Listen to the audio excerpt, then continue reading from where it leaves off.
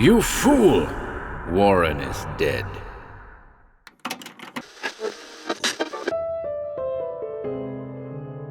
Welcome to HorrorBabble.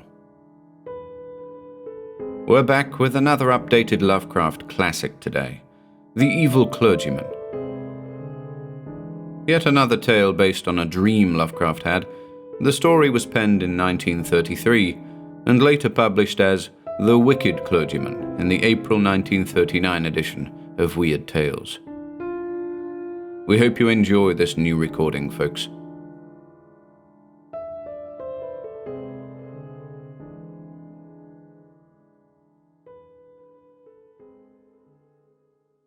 The Evil Clergyman by H.P. Lovecraft. I was shown into the attic chamber by a grave, intelligent-looking man with quiet clothes and an iron-grey beard, who spoke to me in this fashion. Yes, he lived here, but I don't advise your doing anything. Your curiosity makes you irresponsible. We never come here at night, and it's only because of his will that we keep it this way. You know what he did. That abominable society took charge at last, and we don't know where he is buried. There was no way the law or anything else could reach the society.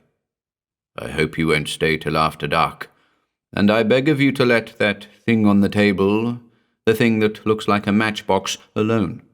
We don't know what it is, but we suspect it has something to do with what he did. We even avoid looking at it very steadily. After a time, the man left me alone in the attic room. It was very dingy and dusty, and only primitively furnished, but it had a neatness which showed it was not a slum denizen's quarters. There were shelves full of theological and classical books, and another bookcase containing treatises on magic. Paracelsus, Albertus Magnus, Tritemius, Hermes Trismegistus, Borellus, and others in strange alphabets whose titles I could not decipher. The furniture was very plain. There was a door, but it led only into a closet. The only egress was the aperture in the floor, up to which the crude, steep staircase led. The windows were of bull's-eye pattern, and the black oak beams bespoke unbelievable antiquity. Plainly, this house was of the old world. I seemed to know where I was, but cannot recall what I then knew. Certainly the town was not London. My impression is of a small seaport. The small object on the table fascinated me intensely. I seemed to know what to do with it, for I drew a pocket electric light, or what looked like one, out of my pocket, and nervously tested its flashes. The light was not white, but violet, and seemed less like true light than like some radioactive bombardment. I recalled that I did not regard it as a common flashlight. Indeed, I had a common flashlight in another pocket. It was getting dark, and the ancient roofs and chimney pots outside looked very queer through the bull's-eye window panes. Finally, I summoned up courage and propped the small object up on the table against a book, then turned the rays of the peculiar violet light upon it. The light seemed now to be more like a rain or hail of small violet particles than like a continuous beam. As the particles struck the glassy surface at the center of the strange device, they seemed to produce a crackling noise like the sputtering of a vacuum tube through which sparks are passed. The dark, glassy surface displayed a pinkish glow, and a vague white shape seemed to be taking form at its center. Then I noticed that I was not alone in the room, and put the ray projector back in my pocket. But the newcomer did not speak, nor did I hear any sound whatever during all the immediately following moments. Everything was shadowy pantomime, as if seen at a vast distance through some intervening haze, although on the other hand the newcomer and all subsequent comers loomed large and close, as if both near and distant, according to some abnormal geometry. The newcomer was a thin, dark man of medium height, attired in the clerical garb of the Anglican Church. He was apparently about 30 years old, with a sallow, olive complexion and fairly good features, but an abnormally high forehead. His black hair was well cut and neatly brushed, and he was clean-shaven though blue-chinned with a heavy growth of beard. He wore rimless spectacles with steel bows. His build and lower facial features were like other clergymen I had seen, but he had a vastly higher forehead, and was darker and more intelligent-looking, also more subtly and concealedly evil-looking. At the present moment, having just lighted a faint oil lamp, he looked nervous, and before I knew it, he was casting all his magical books into a fireplace on the window side of the room, where the wall slanted sharply, which I had not noticed before. The flames devoured the volumes greedily, leaping up in strange colors and emitting indescribably hideous odors as the strangely hieroglyphed leaves and wormy bindings succumbed to the devastating element. All at once I saw there were others in the room, grave-looking men in clerical costume, one of whom wore the bands and knee-breeches of a bishop. Though I could hear nothing, I could see that they were bringing a decision of vast import to the first comer. They seemed to hate and fear him at the same time, and he seemed to return these sentiments. His face set itself into a grim expression, but I could see his right hand shaking as he tried to grip the back of a chair. The bishop pointed to the empty case and to the fireplace, where the flames had died down amidst a charred, non-committal mass, and seemed filled with a peculiar loathing. The first comer then gave a wry smile and reached out with his left hand toward the small object on the table. Everyone then seemed frightened. The procession of clerics began filing down the steep stairs through the trapdoor in the floor, turning and making menacing gestures as they left. The bishop was last to go. The first comer now went to a cupboard on the inner side of the room and extracted a coil of rope.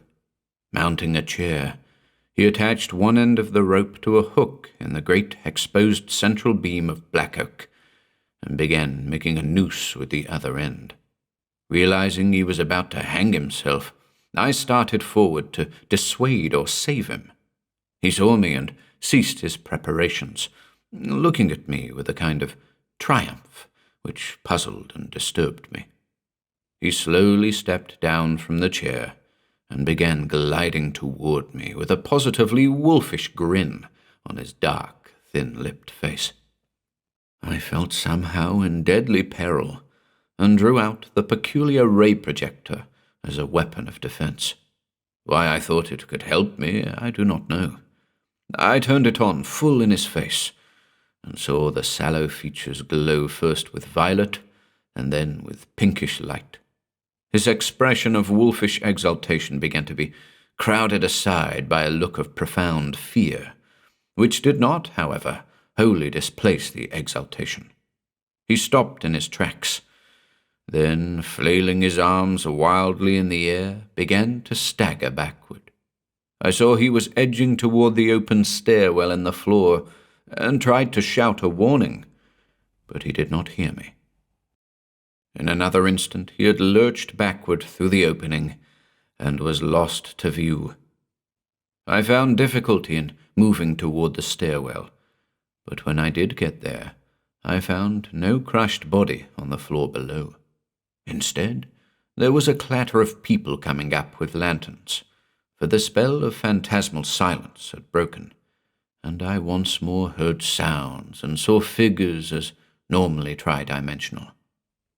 Something had evidently drawn a crowd to this place. Had there been a noise I had not heard? Presently, the two people, simply villagers apparently, farthest in the lead, saw me, and stood paralyzed. One of them shrieked loudly and reverberantly, "Ah, it be he, sir, again?" Then they all turned and fled frantically, or that is, but one. When the crowd was gone, I saw the grave bearded man who had brought me to this place, standing alone with a lantern. He was gazing at me gaspingly and fascinatedly, but did not seem afraid. Then he began to ascend the stairs, and joined me in the attic. He spoke. "So you didn't let it alone. I'm sorry. I know what has happened. It happened once before, but the man got frightened and shot himself. You ought not to have made him come back. You know what he wants, but you mustn't get frightened like the other man he got. Something very strange and terrible has happened to you, but it didn't get far enough to hurt your mind and personality. If you'll keep cool and accept the need for making certain radical readjustments in your life, you can keep right on enjoying the world and the fruits of your scholarship. But you can't live here, and I don't think you'll wish to go back to London. I'd advise America. You mustn't try anything more with that thing. Nothing can be put back now.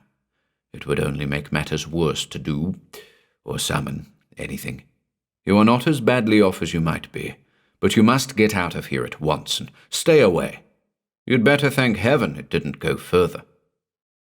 I'm going to prepare you as bluntly as I can. There's been a certain change in your personal appearance. He always causes that. But in a new country you can get used to it. There's a mirror up at the other end of the room, and I'm going to take you to it. You'll get a shock, though you will see nothing repulsive. I was now shaking with a deadly fear, and the bearded man almost had to hold me up as he walked me across the room to the mirror. The faint lamp, i.e., that formerly on the table, not the still fainter lantern he had brought, in his free hand. This is what I saw in the glass. A thin, dark man of medium stature, attired in the clerical garb of the Anglican Church, apparently about 30, and with rimless, steel-bowed glasses glistening beneath a sallow, olive forehead of abnormal height. It was the silent first-comer who had burned his books. For all the rest of my life in outward form, I was to be that man.